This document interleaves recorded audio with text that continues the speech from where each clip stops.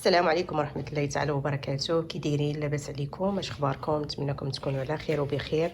معكم ملكة من قناة ساندرا ميلينا كويزين. مرحبا بكم معايا اليوم في وصفة جديدة وفيديو جديد. اليوم ان شاء الله عندنا الوصفة ديال الخبيزة او البقولة. بما اننا هنايا الناس ديال برا ما كتكونش عندنا الخبيزة، فكنحاولوا اننا نعوضوها، خصوصا في هذا الموسم هذا ديال الخريف. كنحاولوا نعوضوها بهاد الورقيات هادو اللي كتكون في هذا الموسم هذا ديال الخريف. وانا فضلت هذا النوع هذا. هما كاين بزاف الانواع، انا فضلت هذا النوع لان هذا النوع ما حامضش، ما فيش واحد الحموضه، ما مرش. حيت بعض الورقيات كيكونوا يا اما حامضين يا اما فيهم واحد شويه المروره. هذا فيه البنه ديال الربيع فقط بحالو بحال الخبيزه. فخليكم معايا ندوزو ان شاء الله باش نشوفوا الطريقه كيفاش كندير ليه. بعد ما نقيت هاد الورقيات هادو وشفتهم في اخر غسله بالماء والخل، كنحيد ليهم هاد التيج ديالهم، كنحيدو ليهم. غنوريكم الطريقه كيفاش كنحيدو. كناخذ الورقه وكنقلبها وكندير ايدي هكا الا كانت فتيه راه كتقطع صافي كنخليها. هانتوما سمعتوا؟ نعاود معكم واحده اخرى. هذا راه ما فيه لا شوك لا والو. هانتوما هذه لانها معسلجه، ها هي تحيدات كلها، شفتوها؟ حيت لا جينا نطيبوا هذا وتسنينا هذا حتى يطيب، غادي ياخذ لنا الوقت بزاف، وهذا كيطيب بسرعه وما غتبقى فيه حتى شي فائده. كتبقى لنا غير الورقه. صافي دابا غادي ندوز باش نقطعها. خليكم معايا ان شاء الله. من الاحسن ما نقطعوش بطريقه عشوائيه. كنشدوها كندير لها بحال هكا باش كنغلبوا عليها، كنلويوها على بعضياتها وكنبدا نقطعوها صغيره هكا.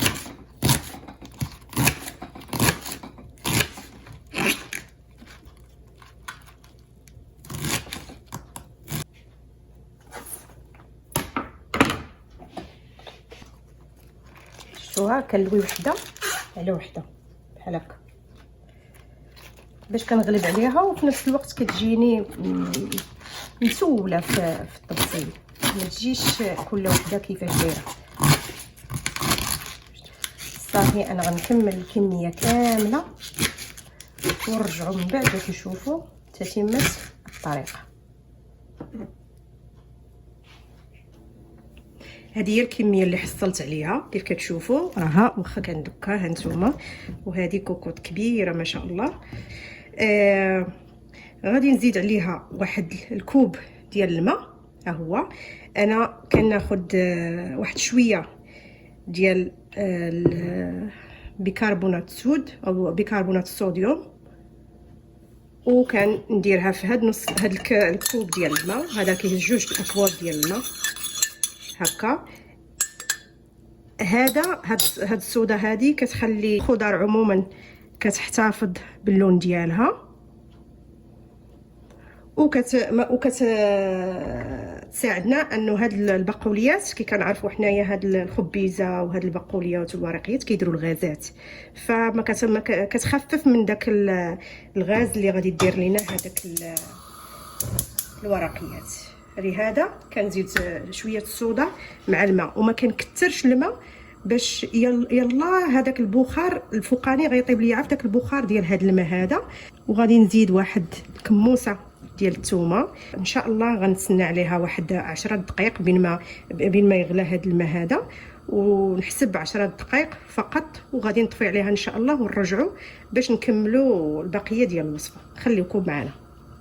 بعد 10 دقائق هانتوما كيف كتشوفوا، غنسيبكم تشوفوها. شفتوها اللون ديالها كيبقى، والماء ما بقاش فيها الماء نهائيا. صافي دابا ان شاء الله غنخليها شويه تبرد وندوز باش نوجد ليها الشرموله ديالها. خليكم معايا ان شاء الله باش نكملوا بقيه الوصفه. بعد ما طابت لينا البقوله ديالنا، دابا غندوزو باش نصايبوا الشرموله ديال هاد البقوله هادي. خديت هنايا واحد نص كوب ديال زيت العود. هي البقوله معروفه كتبغي زيت العود بزاف لان ما ميدمه ما والو، وفي نفس الوقت زيت العود صالح للبرد. ف كندير نص الكميه دابا والنص حتى كطيب الى ما بانش ليا بانه كاين الزيت الكافي فين غادا تحط هذيك البقوله. كيف كتشوفوا درت مطيشه. انا مطيشه كنصايبها في الدار. ها هي الصلصه تاع الطماطم، ان شاء الله نشاركها معكم في القناه. نزيد كندير معاها هذيك الصلصه الخضراء اللي حتى هي مشاركه معكم في القناه. وكيف شفتوا بانه البقوله ما سلقتهاش بالملحه لان اصلا هي مالحه، فما بغيتش ندير ليها نزيدها الملحه حتى نديرها في الشرموله. كناخذ مطيشه القدر الكافي اللي كنشوفه انا كافي. هذه الطماطم العاديه، وكناخذ جهد معلقه كيف عودتكم ديما. هذه فين ما كنحل شي حك ديال مطيشه الحك اللي بقى ليا كنديرو في الفريزر، وملي كنحتاجو راني كنجبدو. كناخذ جهد واحد المعلقه على حساب اللون، وباش تكون هذيك الصلصه هذيك ولا هذيك الشرموله تكون متماسكه. وكناخذ دابا صرتو كتعرفوا الخلطات اللي كندير. هذه الصلصه الخضراء عاد صايبتها اليوم، فيها الثومه وسكينجبير والقزبر وعصير الحامض. وغنخلي هاد المكونات هذه حتى تندمج مع بعضياتها. عاد نزيد لقامه، ما بغيتش نزيد لقامه دابا حتى تشحر ليا هذه. بالنسبه للثومه راه كاينه بزايد في هاد داك. صايبت هاد المره هذه، صايبت هاد الشرموله خاصه للوصفات اللي كتطلب الثومه بزاف. الا كتشوفوا راها بيضه اكثر من الاخرى اللي صايبت في سميتو. انا نقربها لكم، فيها الثومه بزايد، فما غنحتاج اني نضيف الثومه. واللي كيبغي الثومه بزاف الثومه ما كتضرش يعني يزيد. غنخلي هادو حتى يندمجوا مع بعضياتهم ويتشحروا كيف قلت لكم. عاد نزيد لقامه، حيت لقامه هنا ما عنديش الماء. الا درتها المفعول ديالها كله غادي يمشي صافي. انا غنخلي هذه حتى تشحر ان شاء الله. عاد نرجع معكم باش نضيف ملي نبغي نضيف لقامه ان شاء الله. خليكم معنا. دابا غنبدا نزيد لقامه. غنزيد واحد المعلقه كبيره ديال التحميره. انا عندي هاد التحميره مدخنه كتجي روعه في الاكل. معلقه كبيره ديال قزبر حبوب.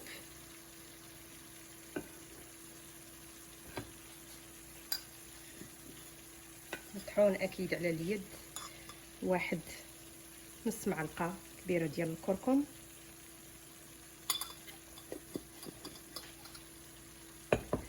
عندي هنايا واحد انا وولادي ولا الزوج ديالي تيبغيو الهريسه، كيبغيو الاكل الحار. الهريسه هذه حتى هي ممكن تلقاوها على القناه. هذه معلقه كبيره، كل واحد وحسب الذوق ديالو. حتى هي راه فيها الثومه.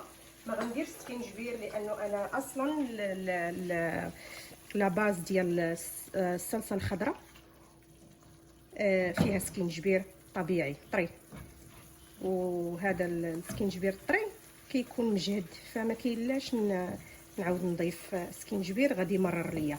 راه اي حاجه اي بهار زدتوه على القياس ديالو راه كيولي يا اما كيكون سام يا اما كيرجع بالمروره.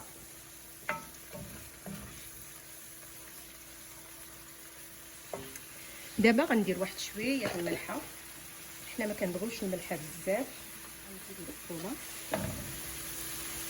قلت لكم انا راه ما تخبرتها ما والو، الماء ديالها بقى فيها. من الاحسن ما ديروش فيها الماء بزاف لان اصلا هي فيها الماء، وشحال ما درتو كتكون كتجي قليله كتنزل. راك شفتوا نتوما الكوكوط شحال كان فيها ديال الكميه، ومن بعد سلطات ما بقاتش فيها بزاف. ما غنديرهاش كلها لانه ما شاء الله انا راه جبت جوج قطات كبار عندنا هنايا، ما غنديرهاش كلها. الا لاحظتوا اللون، شفتوا اللون ديالها بفعل هذيك الراس معلقه اللي زدت ديال البيكنج صودا صافي. علاش قلت لكم اللي بغى شرموله اكثر كيزيد، ماشي مشكل، على حسب هو واش بغى. انا ما كنبغيهاش حامضه بزاف، كنبغي نستمتع بها هي، وما تنطيبهاش بزاف لانه كاين اللي كيطيبها حتى كترجقن. ما خصهاش طيب، خصها تبقى شاده في راسها، حيت لا درناها طيبناها حتى ولات عا كنمسوها هكا وكتذوب، راه ما بقاش فيها حتى شي حاجه، راه بقات على الماتيغ اورغانيك. اما الشي لابور كله راه ما بقاش. بالنسبه اللي دار الماء بزاف ما يضيعش هذاك الماء. الا صفاها كديريه، يا اما راه كنديروا به لوشن لوجهنا ولا كنشلو به الشعر ديالنا. ممكن انكم ديروه لاباز ديال شي حساء، يعني ما نلوحوش ما نرميوش لانه راه فيه بزاف ديال المنافع. صافي انا غنبقى هكا نشحر فيها حتى كتبان ليا ديك الزويته، وغادي يتبدل اكيد اللون ديالها. فخليوكم معايا ان شاء الله، نتلاقاو ملي توجد ليا.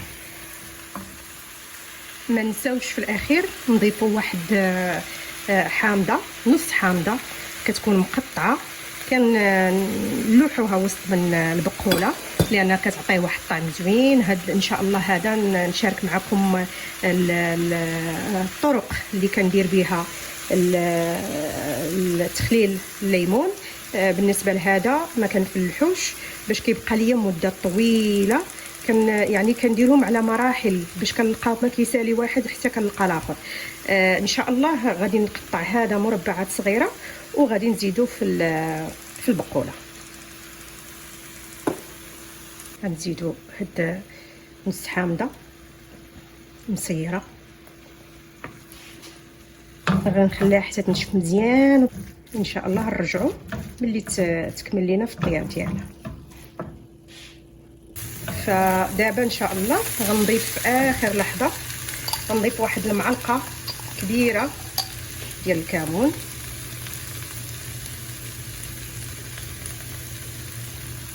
وغنضيف عليها واحد زويته بلديه،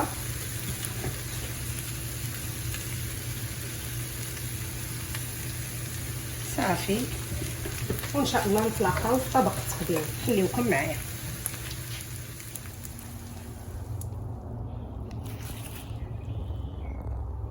وهذا هو الشكل النهائي ديال الوصفه ديالنا، وصفه البقوله.